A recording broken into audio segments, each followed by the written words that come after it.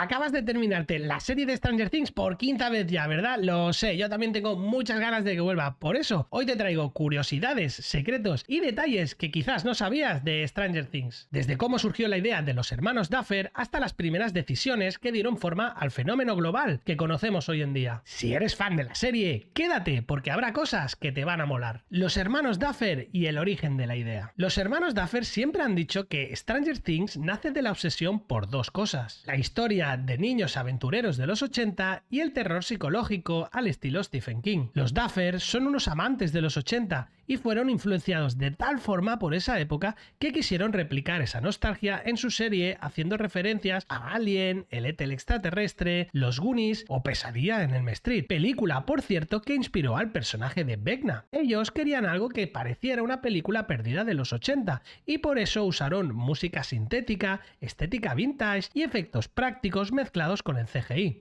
Y aunque hoy vemos mucho CGI en la serie, en la primera temporada el Demogorgon era un traje físico. Un actor real lo interpretaba, lo que hacía las escenas mucho más creíbles. Usaron gelatina, látex y partes mecánicas para recrear la boca del monstruo. Antes de Stranger Things, los hermanos Duffer eran prácticamente desconocidos. De hecho, más de 15 cadenas de televisión rechazaron su idea porque no sabían cómo vender una serie protagonizada por niños pero dirigida a adultos. El concepto original tenía un título distinto, Montauk, y estaba ambientado en un pueblo costero de Nueva York. Más adelante lo cambiaron a Hopkins, Indiana, para tener más control y poder rodar todo en un mismo lugar. Los primeros problemas y decisiones creativas. Netflix aceptó el proyecto rápidamente, pero solo pidió una condición clave. La historia debía centrarse más en Once y en los niños, porque la propuesta inicial tenía mucho más peso en los adultos y en Hooper. Lo que mucha gente no sabrá es que Once, en el primer borrador, moría al final de la temporada 1, de forma heroica y derrotando al Demogorgon, y fue Netflix, precisamente viendo el enorme éxito que tuvo la serie, quien insistió en mantenerla viva porque veía un potencial enorme tanto en el personaje como en la serie. Y hablando de Once y el laboratorio de Hopkins donde experimentan con los niños, ¿sabías que se inspira en documentos reales del programa MK Ultra, un programa de experimentos de control mental de la CIA? El casting y uno de los mejores aciertos de la serie. ¿Sabías que Finn Wolfhard, que protagoniza a Mike Wheeler, hizo su audición desde su cama porque estaba enfermo con gripe aquel día?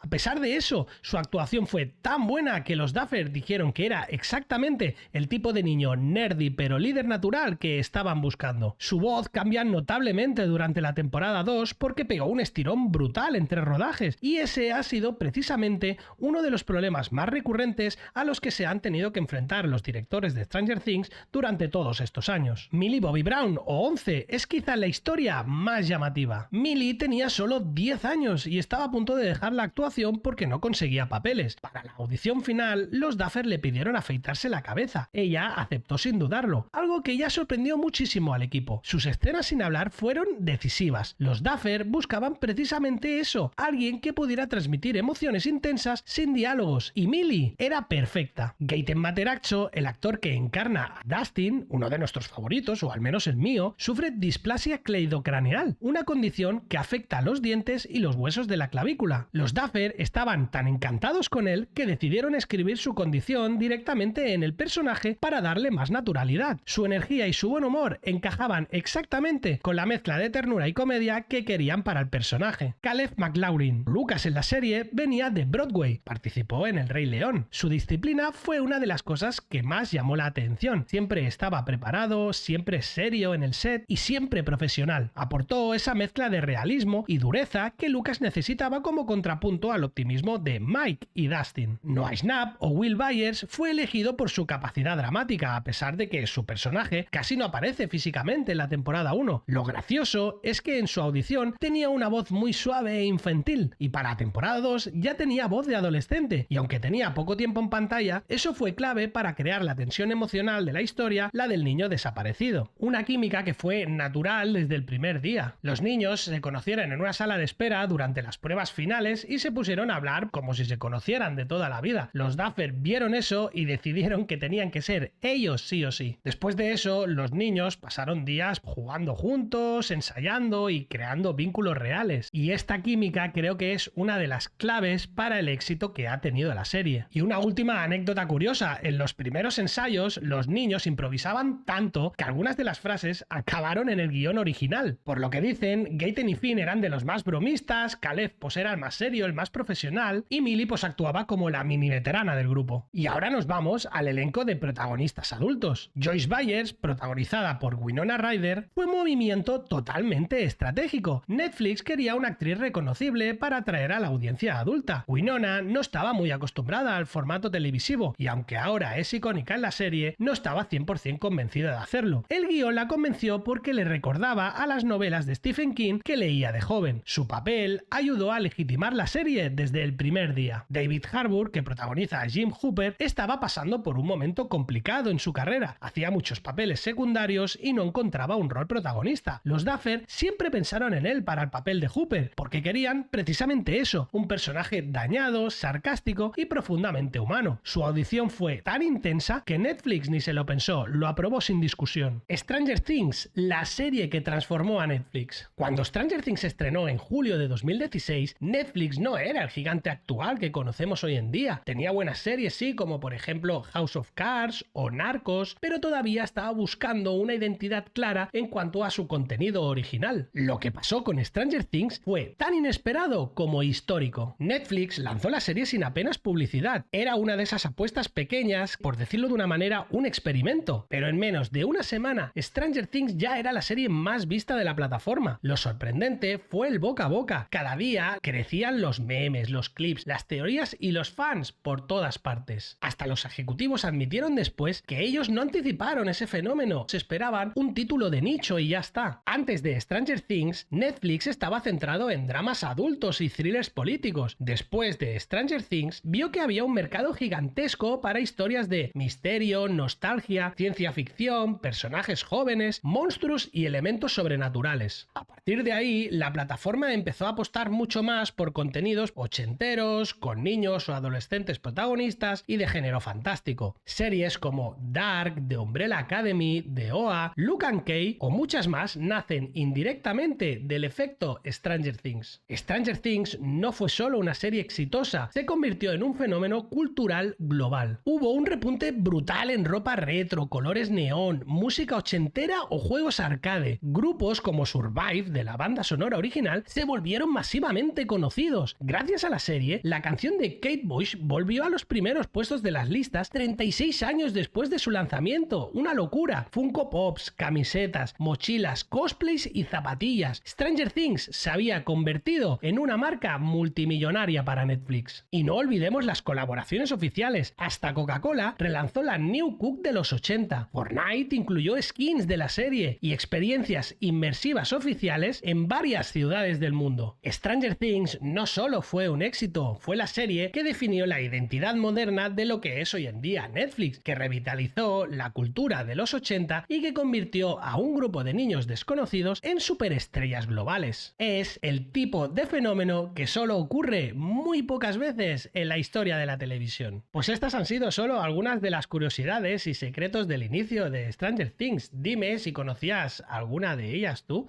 y ponme abajo en la cajita de comentarios qué es lo que más te mola a ti de la serie. Y bueno, nada más, suscríbete, dale like si te gustan estos vídeos, podríamos hacer una segunda parte y no te olvides darle a la campanita para no perderte nada y nos vemos en los próximos vídeos. Chao, chao.